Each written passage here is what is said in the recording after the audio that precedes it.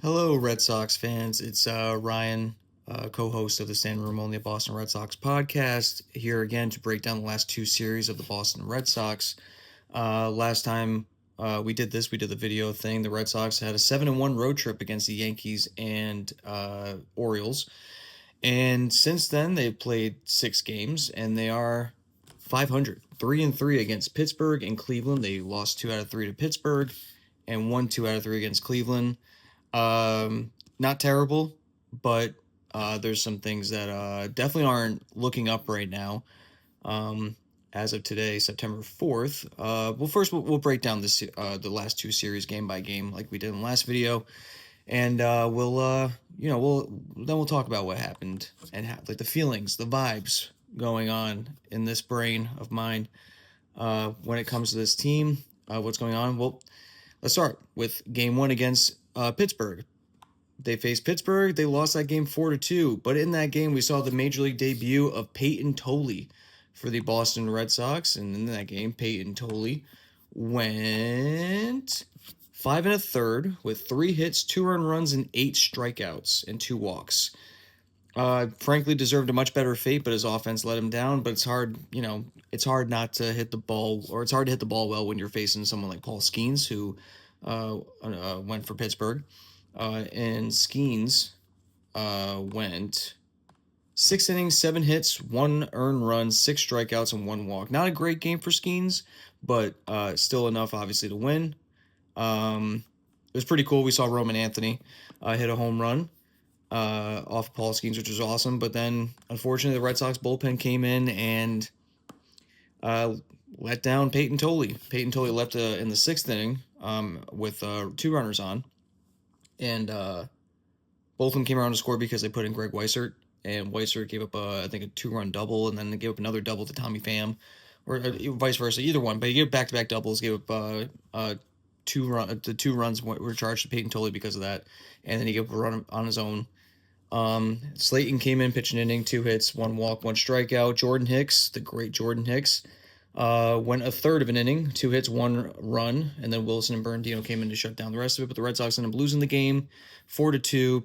Skeens picks up the W, and Greg Weissert picks up the loss.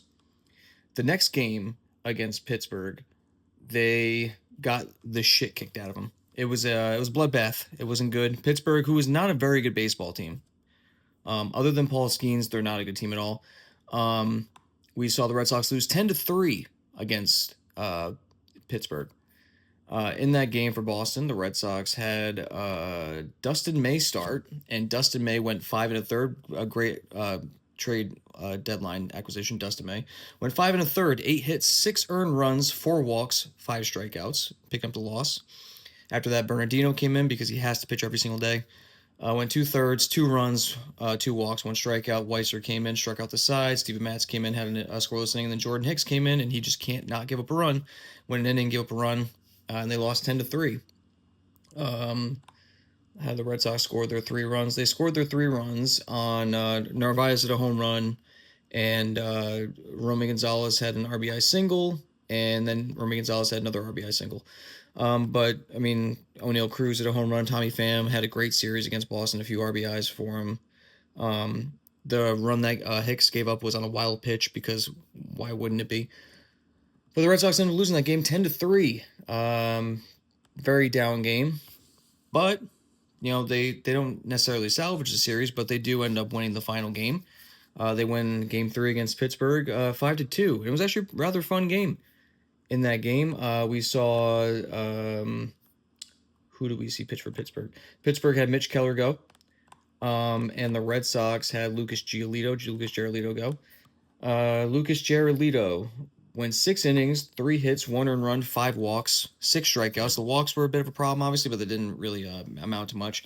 And then after that, Slayton came in, pitched an inning, gave up a run, struck out 2. Garrett Whitlock came in, had an inning of work, and then Aroldis Chapman came in and shut the door down, because that's what he's been doing all season. By the way, congrats to Aroldis Chapman for the contract extension, signed till next year, and a club option for 2027. I'm pretty sure if he reaches a certain amount of innings. So pretty much if he's good, then they're gonna, he'll be back in 2027.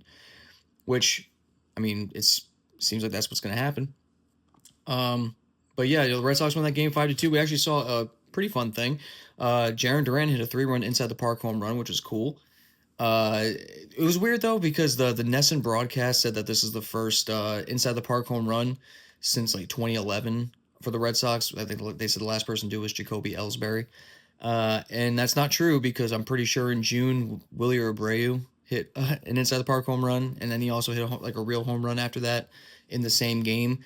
And it's funny, I think that when they showed the stat, the graphic on Nesson, uh, Willie Abreu was right there. Like there was literally they were just showing Willie Abreu, like, oh, last time this happened was totally not by this guy, and so that Nesson do better.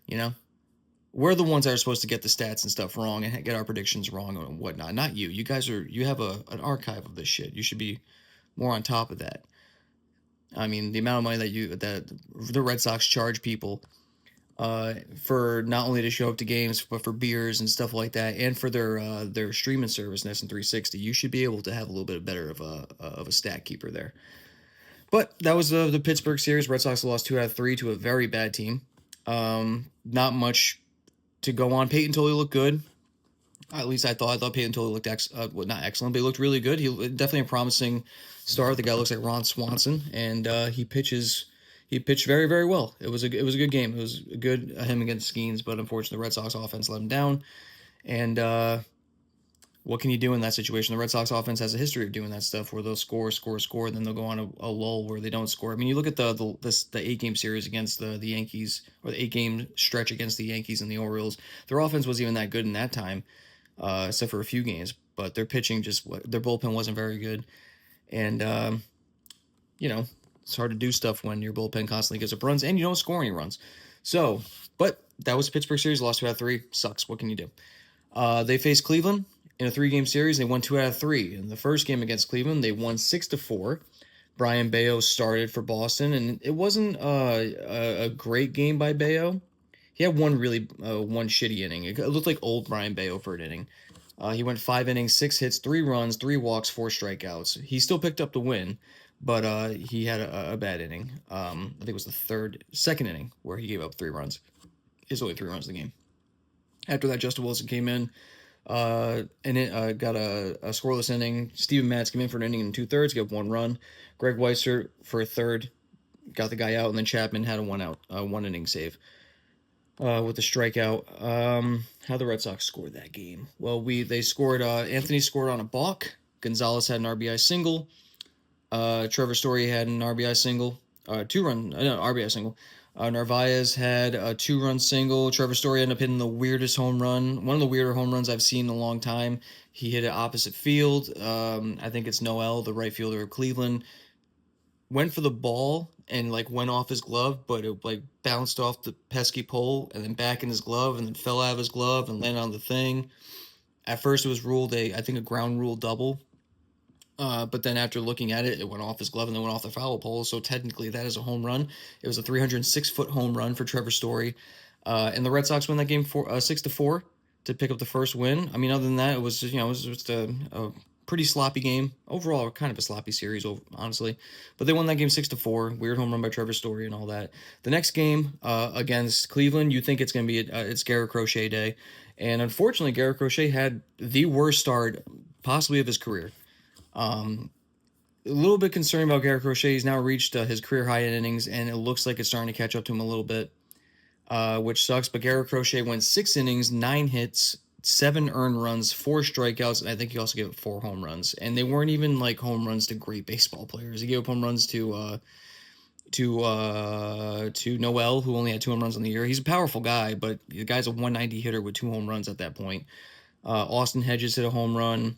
Rocchio hit a home run, and Fry hit a home run off of a Crochet, which, not great. But the Red Sox end up scoring 11 runs, so, that's what the offense can do. Sometimes they score 2, sometimes they score over 10, and they end up winning the game.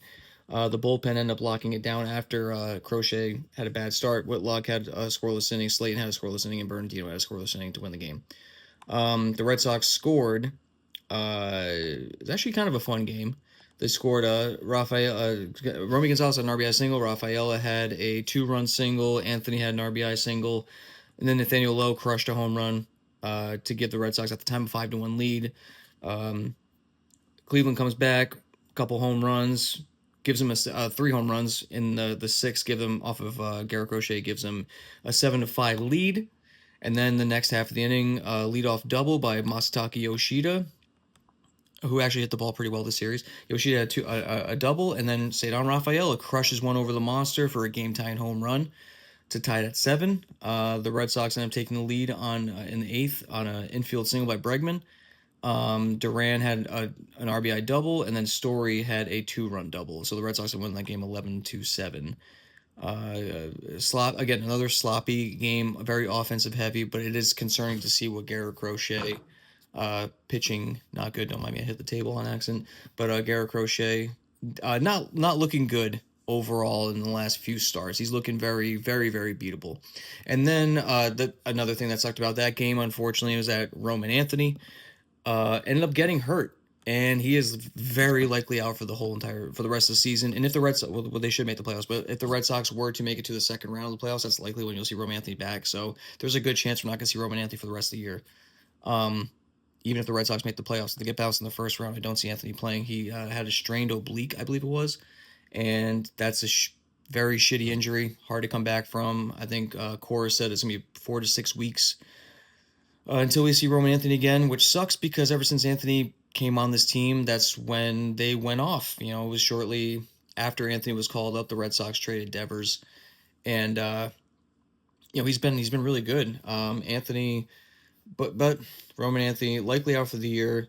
Roman Anthony's stats for the year: he had 292. I think he had like 8 home runs, but he was just he was a difference maker in the lineup.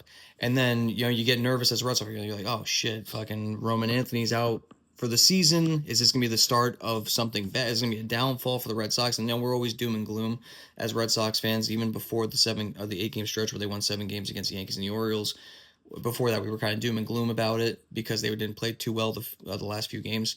But now with Anthony down, who was the difference maker in the lineup that made them a much better team after he got called up, it's hard to be optimistic. And then what happens is the next day you face Cleveland, and Cleveland beats your ass 8-1. The Red Sox lose 8-1 against Cleveland, drop the final game of the series. In that game, it was a bullpen day, which I don't understand the point of a bullpen game. Doing any kind of bullpen game in September when you are in possession of a playoff spot and you're trying to win out so that you can keep your playoff spot. But the Red Sox decided to go with the bullpen game because, again, Brendan Bernardino needs to pitch every fucking day for this team, I guess. So it started by Bernardino. He went 2/3 of an inning, 1 run, and then they put in Jordan Hicks for a third, and Jordan Hicks gives up 4 earned runs because he's so good. He throws 102, don't you know? Steven Matz came in for an inning, gave up 1 run. Then Zach Kelly, for some reason, just comes and dominates. 4 innings, 2 hits, 4 strikeouts for Zach Kelly. Who would have thought that he would be the best player on the team that whole day? And then Dustin May comes in for the final 3 innings because he's not even trusted enough to start a game anymore. He goes 3 innings, 3 hits, 1 run, 2 walks, 1 strikeout. But the Red Sox lose 8-1. Their only run was scored. RBI single by Nick Sogard, who's back. Nick Sogard and Nate Eaton are going to probably get regular at bats. Obviously, with Anthony going down, this is the team that we got right now. I'm not gonna make any predictions. On the last video, I said, "Oh, the Red Sox are gonna be facing Pittsburgh. They should win that series," and I was completely wrong about that. Every time I ever say any kind of prediction or something like that, I'm completely wrong about it. So I don't know what's gonna happen further, but the Red Sox ended up taking the series against Cleveland. They took 2 out of 3, but the last game was not good. Unfortunately, in the process, they lost obviously Roman Anthony. And it's rough. And then today, September 4th, not even that long ago, not even an hour ago, we got news that Alex Bregman is likely to opt out of his contract at the end of the year, which is obviously, I think that was expected for the most part, but it sucks to hear it, especially after, you have such a bad loss to Cleveland. You lose I guess I don't know if I'm going to say Roman Anthony is their best player just yet, but one of your best players for sure, one of your most impactful players, if not your most impactful player in your lineup. You lose him for the season.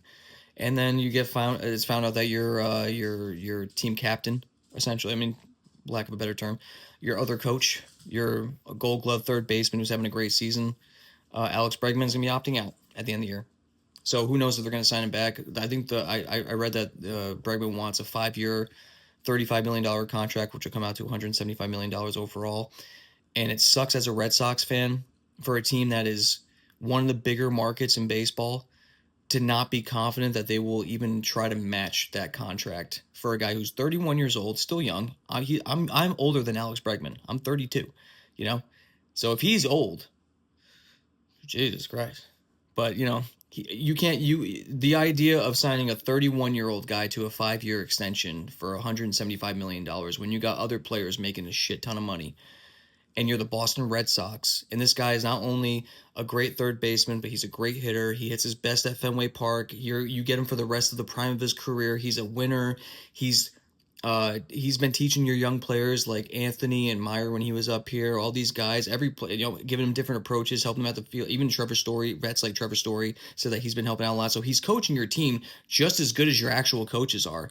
And yet, for some reason, the idea of signing him to a 5-year, $175 million contract, potentially, even if you want to go 5 years, $200 million, like who cares? It's still a pretty good deal, even especially for the Red Sox.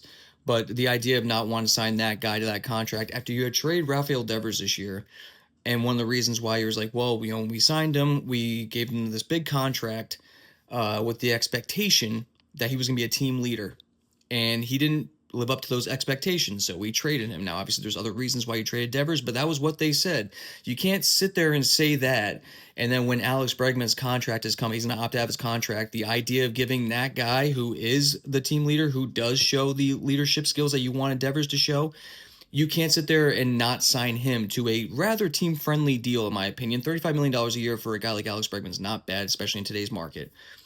You can't have the excuse of why you traded Devers for not being a leader while you are going to potentially let your leader, your real leader, and Alex Bregman go for what would amount to less money than what you were going to give Rafael Devers anyway. So it just doesn't make sense, and it sucks. You lose Roman Anthony. You're doing bullpen games. They're still in possession of playoffs. I don't see them not making the playoffs. That's my hope. I'm not going to predict that. No predictions. My hope is that they're still going to make the playoffs. But, you lose Anthony. You're doing bullpen games. Bregman's opting out. It's rough.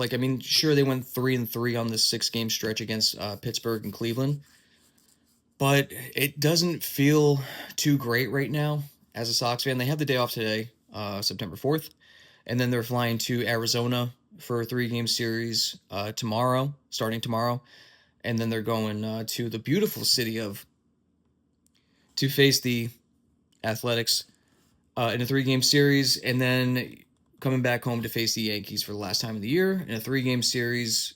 I don't know when I'll be back to do one of these videos because I'm going to Colorado next week, so I don't know when I'll be back. We're going to try to do the podcast probably when I get back, but I figure this would be a good holdover in that time. But yeah, my honest opinion,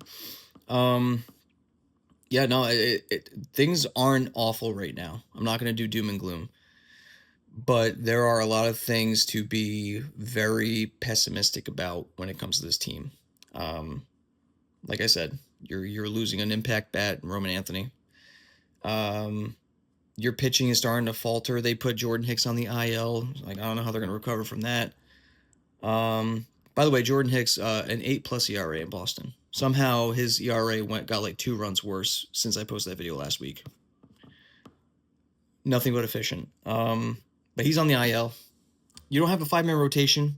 You push Peyton Toley back a day after 1 start. Garrett Crochet is starting to look like he's coming back down to earth. Maybe the innings are starting to get to him. And of course, Alex Bregman's going to opt out at the end of the year. There's still a chance they're going to sign him back. I'm not going to sit here and say that Bregman ain't coming back. But I feel like it's rare for that to happen where a player opts out and then comes back, especially now with the Red Sox. They seem to be, afraid of giving people contracts, big money contracts, long-term deals that aren't people that are, like Roman Anthony and Brian Bale and those young guys, Christian Campbell too. So there are things to be optimistic about. They're still in the playoff hunt. They're tied with the Yankees right now at the top of the wild card. So the odds of making the playoffs are still very high. There's a good chance we're going to see playoff baseball in Boston for the first time since 2021. But there's a lot of things to be worried about Not only just for the remainder of the year, but going into next season as well. But that's the breakdown of that. Hope you guys didn't mind me rambling again for this little video series. Yeah, don't know what's gonna happen, but that's just the way the cookie crumbles. Am I right? I don't fucking